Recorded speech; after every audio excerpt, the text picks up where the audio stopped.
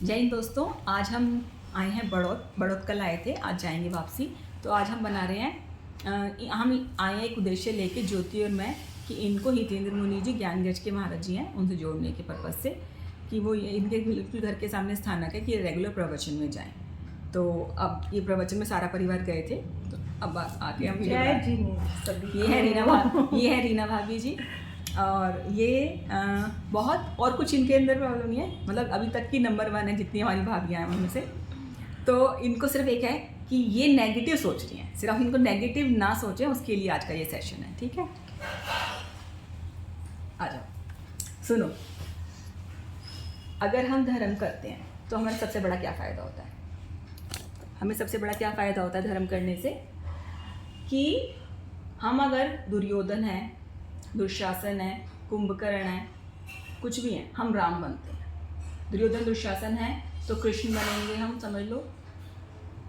उस जर्नी को नेगेटिविटी से पॉजिटिविटी की तरफ लेके जाता है धर्म। सबसे बड़ी बात है, एक पेड़ है और उसके ऊपर जामुन के वृक्ष, जामुन के फल हैं, ठीक है। अब वो फल उगे हुए हैं और 6 दोस्त वहाँ से निकलते हैं और सबको भूख लग रही होती है।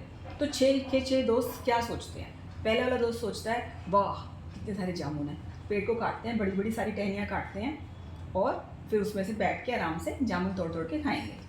दूसरा वाला सोचता है, बड़ी टहनियों की क्या जरूरत है, छोटी टहनियाँ क्यों ना तोड़ लें। सुना हुआ? नहीं सुना हुआ? ये इतनी बड़ी बात है, देखो जैन धर्म की आपने नहीं सुनी। तो छोटी टहनियाँ तोड़ लेते हैं, छोटी टहनियाँ तोड़ के और फिर खाते हैं आराम से।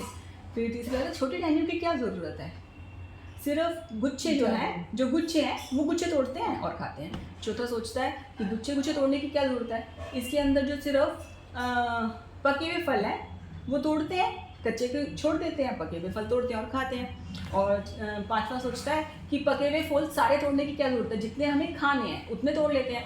और छठा सोचता है कि भाई ये इतने सारे तो नीचे ही पड़े हुए हैं, हमें क्यों तोड़ने हैं, तोड़ने ही क्यों हैं। तो 6 अलग अलग चीज़ सोच रहे हैं। तो 6 की अलग अलग लेशियाँ हैं। सबसे पहले की कृष्ण लेशिया है। जो कृष्ण लेशिया वो नीचे की तरफ जाती है, जो गति करती है अगले जन्म में जो जाता है तो वो नरक गति में जाता है।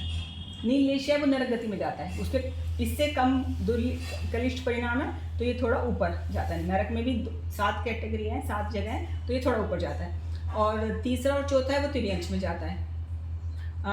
5वां है मनुष्य में जाता है, छठा है देवलोक में जाता है और मोक्ष में जाता है। तो इस टाइप से होता है कृष्ण, नील, कापोत, तेजो, पद्म और शुक्ल, ये लेशिया में। तो अगर आज हमारी लेशिया कोई भी तरह की नेगेटिव है, कुछ भी सोच रहे हैं, तो हम जो कमा सकते हैं यहाँ पर वो नहीं कमाते हैं। यहाँ से हम देवगति कमा सकते हैं जो 10,000 वर्ष की तो कम से कम है और ज़्यादा से ज़्यादा 33 सागरोपम की है। और नरक गति कमा सकते हैं जो कम से कम 10,000 वर्ष की है और ज़्यादा से ज़्यादा 33 सागरोपम की है। और मोक्ष भी जा सकते हैं, यहाँ से एक भाव के बाद दूसरे तीसरे भाव के बाद हम मोक्ष जा सकते हैं। तो हमारे पास इतनी पावर है, अगर हम दुकान पे जाएं और वहाँ जाके पैसा कमाने की बजाय नुकसान कर लें, सही है ये? तो ये हमारी दुकान है, ये हमारा जीवन हमारी दुकान है। तो यहाँ से हम देव कमा सकते हैं और मोक्ष कमा सकते हैं, नरक और तिर्यंश कमा सकते हैं। क्या कमाना चाहोगे? सभी मोक्ष कमाना चाहते हैं। सब मोक्ष कमाना चाहते हैं, तो फिर पॉजिटिव सोचना है। क्योंकि जब हमारे अंदर पावर होती है, भगवान के अंदर पावर थी, उस भाव में मोक्ष भी चले गए, क्योंकि हम पूरा पीछे से तप संयम करके यहाँ आए हैं। तो इसी को बढ़ा लेंगे तो आगे चले जाएंगे। भगवान चले गए, मोक्ष भी चले गए और आज तक हम